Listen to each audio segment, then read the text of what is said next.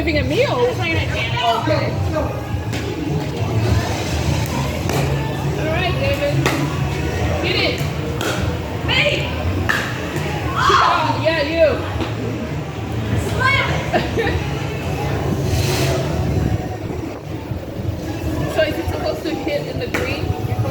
Yeah, it's supposed to be like across from you and the green for the serve.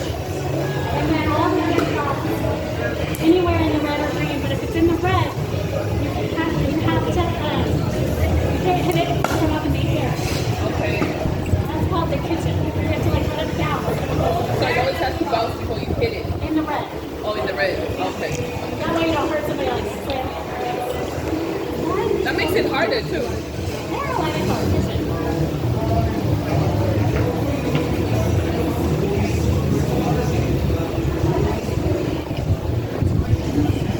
Bradley.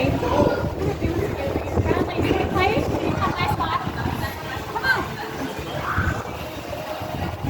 You want to play? Okay, go right here. We're gonna. Hey, you can play it. I'll show you.